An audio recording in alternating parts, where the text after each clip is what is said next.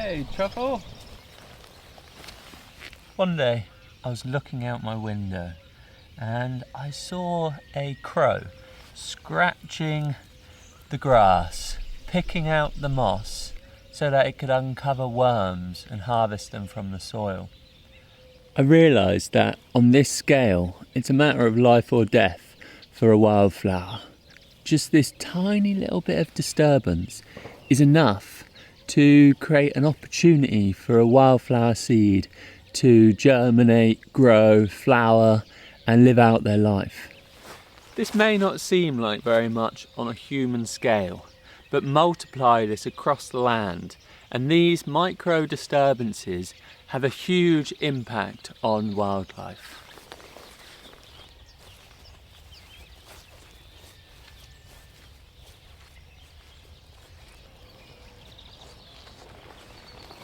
There's a lesson here for us gardeners in that if we take inspiration from the disturbance behaviour of animals on the land, I believe we can create mosaic landscapes that are thriving with life.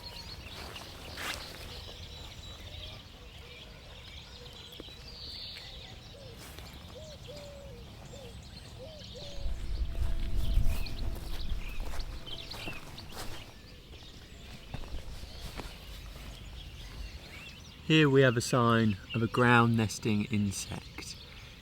The disturbance created through this pathway, the exposed soil, this has created an opportunity for this very small bit of life to live. And without this disturbance, it might not have that opportunity.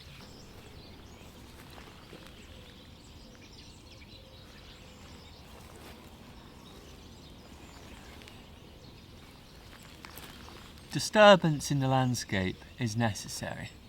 Plants and animals have evolved intricate relationships over thousands of years. Animals being the disturbance agents, coming through the landscape, disturbing the patterns and the life cycles of plants, but opening up vegetation and allowing diversity and new species to get in and thrive.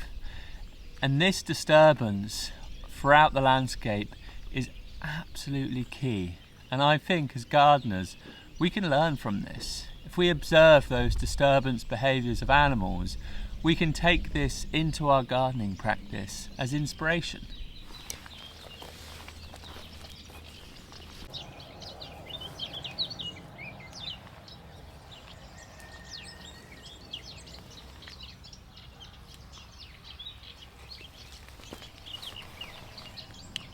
We can look to grazing animals because all grazing herbivores have different grazing patterns. Some graze vegetation very short, some graze vegetation a bit taller, some others eat woody material, some pull big clumps of vegetation out the ground.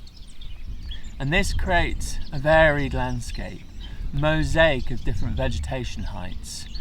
To us, this doesn't seem like much, but to an insect, this could be the difference between a woodland and a meadow.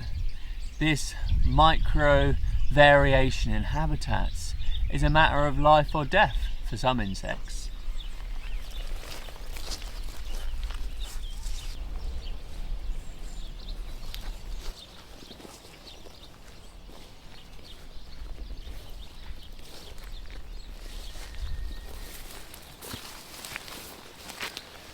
People often simplify the landscape, doing one management strategy across a field or a garden or a lawn. But this is really depleting the wildlife. And I think there's a lot of opportunity for us gardeners to learn from the long history of practices of how animals interact with the land and realise that we are a part of nature. And we can either degrade it or support it.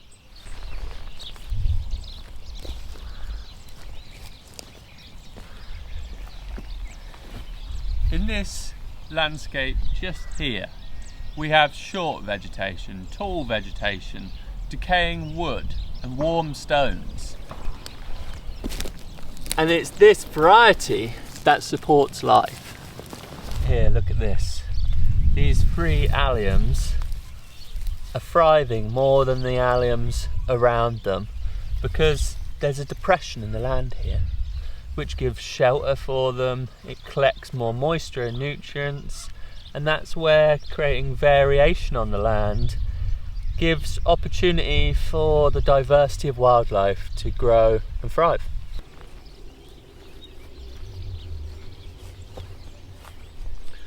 Gardeners are ecosystem engineers. We have had a very long relationship with the land of disturbing plants, regrowth, and we are part of that system. When we understand this and we learn to observe the intricate behaviour of animals and people in that relationship, I believe gardeners can take up that role of ecosystem engineers, and we can engineer the landscapes to be biodiversity hotspots, places thriving with life. It's a balancing act though, because there's a fine line between regenerative action on the land and degrading action, in that if we disturb the landscape too little, that can lead to a few species dominating, whereas if we disturb the land too much, that can suppress the life cycles of plants, which has a knock-on effect on insects and animal populations. So that's where it's this fine line and this kind of dance between disturbance, leaving things to grow, and that's where I think this mosaic approach, learning from the animal ecosystem engineers and applying this to our gardening practice.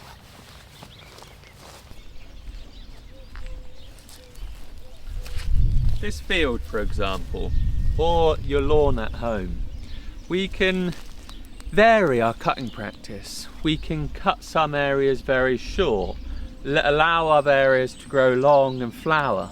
We can scarify some areas and sow seeds so that we create this mosaic of different vegetation heights, and the role of a gardener becomes a creative act. I think this is where it becomes really exciting being a gardener, when we're creatively tending the land, working with it towards a direction of regeneration.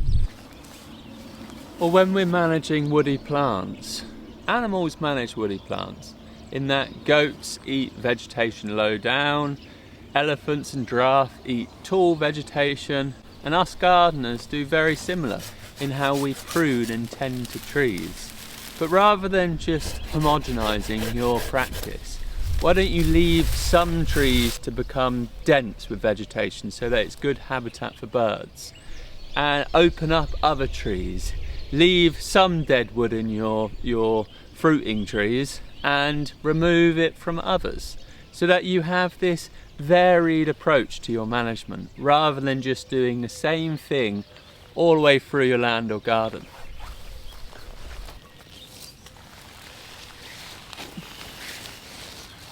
Understanding our role as part of the ecosystem is a beautiful thing, rather than something separate from it, because we're always in connection with the land, whether we are aware of it or not.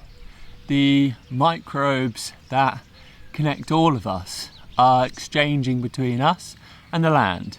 So even if we aren't intentionally having that connection, we are always in connection with the land.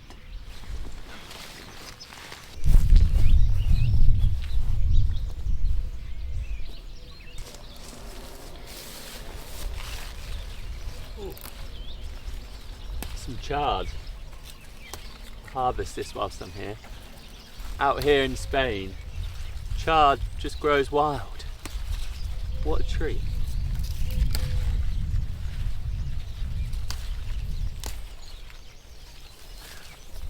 If I think back to that crow in my lawn, picking out the moss and eating worms, it might not have realised it, but that crow was a gardener, tending the land and creating an opportunity for a wildflower to grow, or a ground nesting insect to burrow into the soil. And this is where all animals are gardeners, really. They've all evolved, or we've all evolved over thousands of years, these beautiful and intricate relationships with plants. And it's always this balancing act through disturbance, regrowth, disturbance, regrowth. And it's this disturbance and rebalancing that creates life.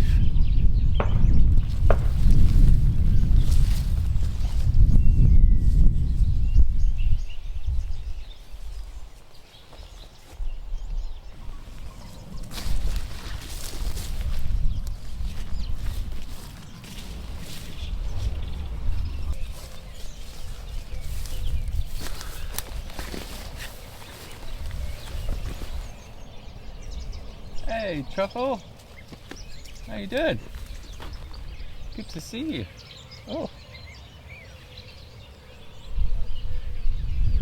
I love this idea of rewilding, and I think it has so much potential, but we can't always reintroduce animals into our landscapes. So I was just on my finishing shot. Oh well.